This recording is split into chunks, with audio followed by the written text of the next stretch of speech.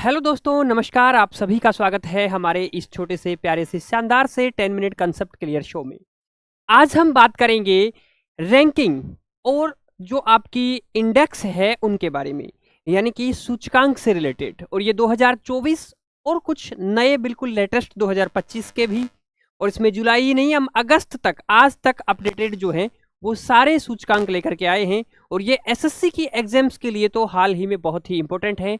MTS की exam चाहे CGL की हो, सभी के लिए इंपॉर्टेंट है। तो इस सेशन को लास्ट तक देखना मत भूलना, क्योंकि मैं डिटेल में सारी चीजें करवाऊंगा आज। चलिए विस्तार से चलते हैं। सबसे पहले एक बार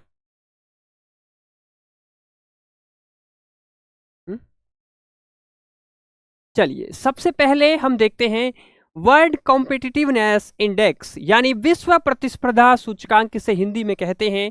और ये फोटो भी लगाई है मैंने यहाँ पर। इसमें इंडिया की 41 रैंक है, यानी कि इंडिया की 41वीं रैंक है। बहुत जगह इसको गलत पढ़ाया गया है, नामी टीचर्स के द्वारा भी, नाम नहीं लूंगा। और आईएमडी को द्वारा इसको इशू किया जाता है। और इसमें पहली रैंक जो है वो स्विट्जरलैंड की है, यानी विश्व कॉम्पिटिटिवनेस इंडेक्स जो है उसके अंदर पहली रैंक किसकी है? स्विट्जरलैंड की है। और भारत की 41 रैंक है। ठीक है। उसके बाद में देखते हैं वर्ल्ड हैप्पीनेस इंडेक्स 2025, विश्व खुशहाली सूचकांक जिसे कहते हैं, यानी कि कौन से देशों में कितनी खुशी है, कितने लोग शांतिपूर्वक तरीके से रह रहे हैं।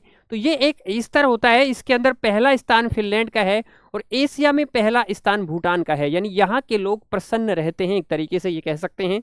और इंडिया का 118 यानी 118वीं पोजीशन है out of 147 countries, issued by Oxford Wellbeing Research Centre और UN Sustainable Development Solution Network के द्वारा इसको जारी किया गया है। तो ये भी बहुत बार एग्जाम में पूछा जाता है। और एक आपको ये भी बता दूं कि इंटरनेशनल डे ऑफ हैप्पीनेस कब होता है? वो है बच्चे 20 मार्च को, 20 ऑफ मार्च को वर्ल्ड हैप्पीनेस जो है इंटरनेशनल डे मनाया जाता है। तो ये सारी बातें आपको ध्यान रखनी है। इसी के साथ करप्शन परसेप्शन इंडेक्स 2024, इसमें यह है कि कौन से देश में कितना करप्शन है। तो आप ये कहेंगे लगातार 7वीं बार डेनमार्क पहले स्थान पर है, यानी कि डेनमार्क में सबसे कम करप्शन है। अब बात करते हैं हम इंडिया में। आप ये सोचिए कि लगभग 180 देशों की ये रैंकिंग जारी हुई है और ये ट्रांसपेरेंसी इंटरनेशनल के द्वारा जारी की जाती है। इसमें 96 रैंक इंडिया की है। तो भारत का 96 यानी 96वां स्थान, 96वें प्लेस पर है इंडिया करप्शन के मामले में। अब आप सोचिए कितना ऊपर रैंक है इंडिया का, है ना।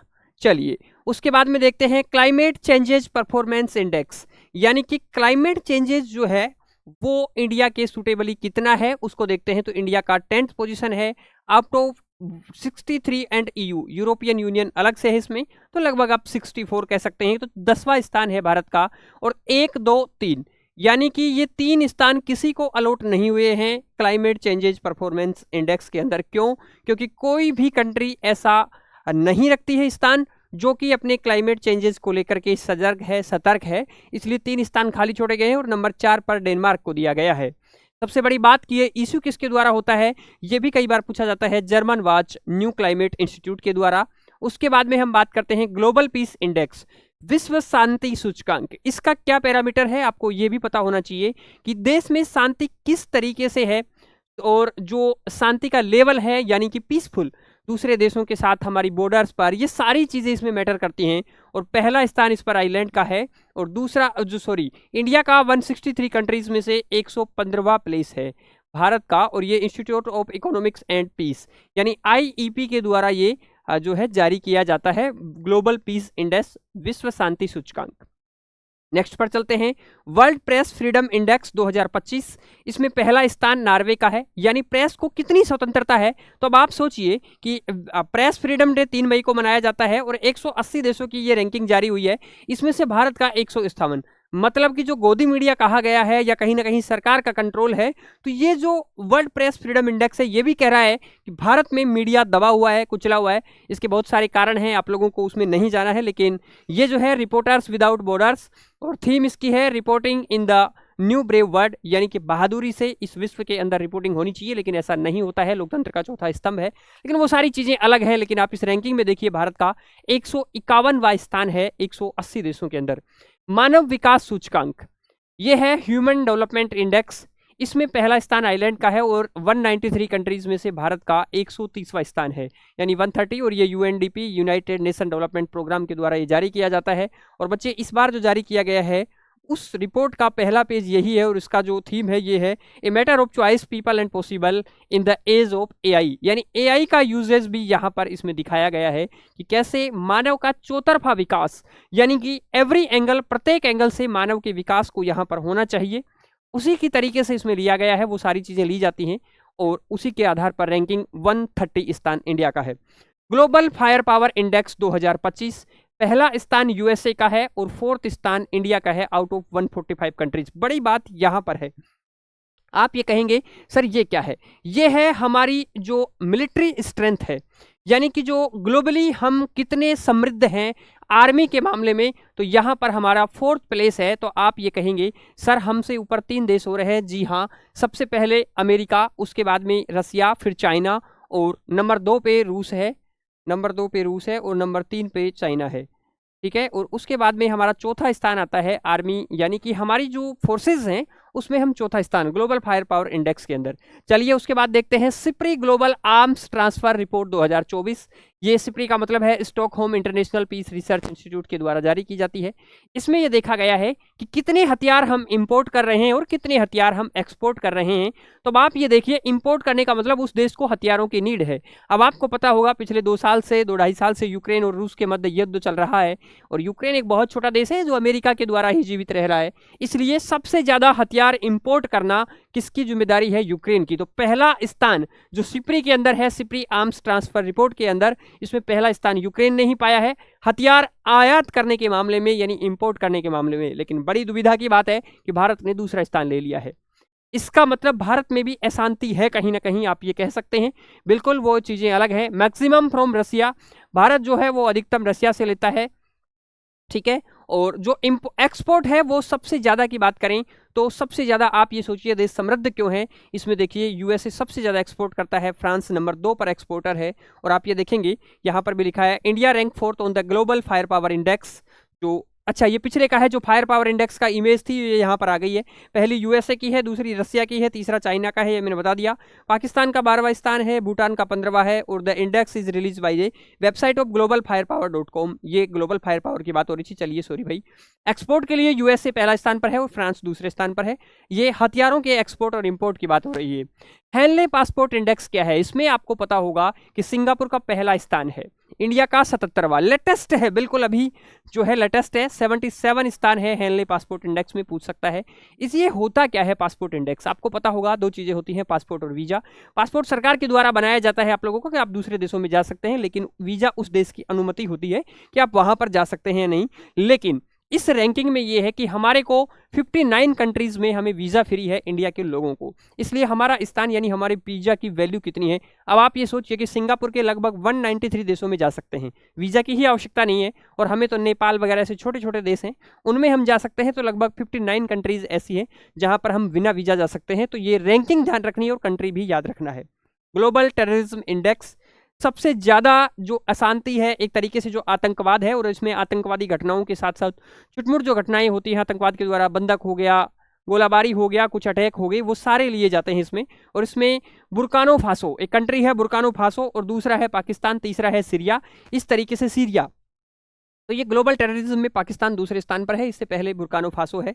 और इंडिया का मतलब जो 14 नंबर है यानी 14वें स्थान पर है Institute of Economics and Peace, यानी कि ये भी आईईपी के द्वारा ही जारी होती है। ये जो रिपोर्ट है टेररिज्म वाली ये भी, और इंडिया का 14वां स्थान है, 14वें नंबर पर इंडिया है।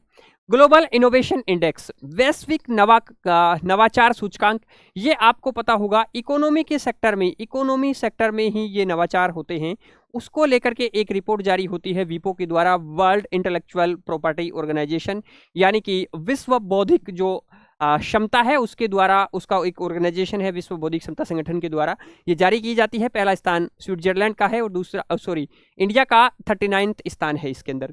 ग्लोबल नेचर कंजर्वेशन इंडेक्स 2024, विश्व प्राकृतिक संरक्षण सूचकांक के अंदर पहला स्थान लग्जमबर्ग का है और इंडिया का 176 है आउट ऑफ 180, यानी कि प्रकृति को, क्लाइमेट को लेकर के, नेचर को लेकर के। और इसमें जो बच्चे होता है वो है हमारी प्रकृति का संरक्षण। और प्रकृति का संरक्षण इस आप किस तरीके से कर सकते हैं, इसमें प्रकृति, भूमि और आपका बायोडाइवर्सिटी यानी कि जैव विविधता, इन चीज़ों का संरक्षण लेकर के जो है चलते हैं। और ऐसा संरक्षण भारत में बहुत कम देखने को मिल रहा है, आप ये कह सकते हैं।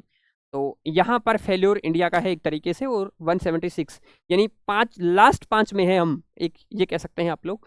ग्लोबल हंगर इंडेक्स यानी कि विश्व भुखमरी सूचकांक जो है, इसमें हमारा स्कोर 27.3 है, यानी कि 100 तक का स्कोर रहता है, और जिसका स्कोर 100 है वो देश बहुत ही खराब हालात में है। तो बेलारूस 1 नंबर पर है और सोमालिया 2 नंबर पर है, इनकी हालत बहुत खराब है। इंडिया का 127 देशों में से 105वां स्थान है, पाकिस्तान हमारे से भी नीचे है, लेकिन हमारे भी हालात कुछ ठीक नहीं हैं। ग्लोबल हंगर इंडेक्स ये कह रहा है कि भुखमरी सूचकांक भारत में ठीक ठाक है, ठीक ठाक नहीं काफ़ी ऊपर है। चलिए उसके बाद में इंडेक्स ऑफ इकोनॉमिक फ्रीडम, यानी कि एक तरीके से ये कह सकते हैं कि जो हमारा इकोनॉमी फ्रीडम है, इकोनॉमिक स्वतंत्रता है, उसमें हमारी रैंकिंग कितनी है, 128 है। और इसमें फीजर इंस्टीट्यूट के द्वारा जारी किया जाता है। ये ध्यान रखना है कि फीजर इंस्टीट्यूट की रिपोर्ट है, एक दूसरी इंस्टीट्यूट अलग है, वो अलग रिपोर्ट दे रही है। चलिए ठीक है। इंडेक्स ऑफ इकोनॉमिक फ्रीडम, हाँ इंडेक्स ऑफ इकोनॉमिक फ्रीडम इसके अंदर है। एआई रेडीनेस इंडेक्स, यानी एआई के मामले में हम कितना यूज कर पा रहे हैं, ये है सिंगापुर फर्स्ट स्थान है इसका, इंडिया का 72 out of 74। International monetary fund यानी आईएमएफ के द्वारा ये रैंकिंग जारी की जाती है। चलिए उसके बाद में ग्लोबल एनर्जी ट्रांजिशन इंडेक्स, वैश्विक ऊर्जा संक्रमण सूचकांक में स्वीडन का पहला स्थान है, इंडिया का 63 है। इंटरनेशनल इकोनॉमी फोरम के द्वारा ये भी जो है आईईएफ के द्वारा जारी किया जाता है, ये भी काफ़ी जो है रिपोर्ट वगैरह जारी करता है। तो ऊर्जा संक्रमण का मतलब है कि ऊर्जा का जो है संक्रमण उस देश में कैसा है, एक तरीके से ऊर्जा का ट्रांसफॉर्मेशन कैसा है, ये सारी चीज़ें पूछा जाता है। इसी के साथ ग्लोबल जेंडर गैप इंडेक्स, पहला स्थान आइलैंड का है, और जो इंडिया का स्थान है वो 131 है। वर्ल्ड इकोनॉमी फोरम के द्वारा ही ये जारी किया जाता है। आप यहाँ पर देख सकते हैं इंडिया की रैंकिंग 131 है, यानी कि आउट ऑफ 148 कंट्रीज में 131 है इंडिया की 2025 की रैंकिंग। इसके रीजंस क्या क्या होते हैं आप यहाँ पर डिटेल में देख सकते हैं मेरे साथ। एजुकेशनल एंटरटेनमेंट है, हेल्थ एंड सर्वाइकल है, पॉलिटिकल एम्पावरमेंट है यानी महिलाओं के लिए, और इकोनॉमिक पार्टिसिपेशन एंड अपॉर्चुनिटी है। ये चारों रीजंस महिलाओं के लिए हैं, और 131 रैंक है। पिछली बार जो है इंडिया की रैंक कितनी थी बच्चे, 129 2024 में। तो ये सारी चीज़ें हैं और ये रीजंस होते हैं, इन रीजंस पर बेसिस होती है ये। उसके बाद में हम बात कर रहे हैं लॉजिस्टिक परफॉर्मेंस इंडेक्स 2023, यानी कि लास्ट रिपोर्ट 2023 की है। सिंगापुर का पहला स्थान है लॉजिस्टिक परफॉर्मेंस में। दुनिया के अंदर जो माल वाहक जो जहाज़ें होती हैं, सामान होता है एक दूसरे देशों में जाने का, शिपमेंट वगैरह का, उसको लेकर के लॉजिस्टिक्स की परफॉर्मेंस है ये। और भारत का काफ़ी अच्छा स्थान है, 38 स्थान है आउट ऑफ 139 कंट्रीज़ के अंदर। और ये बड़ी बात है, वर्ल्ड बैंक के द्वारा जारी किया जाता है, ये इसकी ऑफिशियल वेबसाइट है वर्ल्ड बैंक के द्वारा, LIP लॉजिस्टिक परफॉर्मेंस इंडेक्स। और इसके अंदर बताया गया है कि ये बेंचमार्क रिलेटेड टू कंट्रीज़, जो ऐसी कंट्रीज़ होती हैं जो कि मतलब चैलेंजेस लेती हैं, अपॉर्चुनिटी के रूप में भी उनको देखती हैं और कंपैरिजन करते हैं लॉजिस्टिक्स को लेकर के।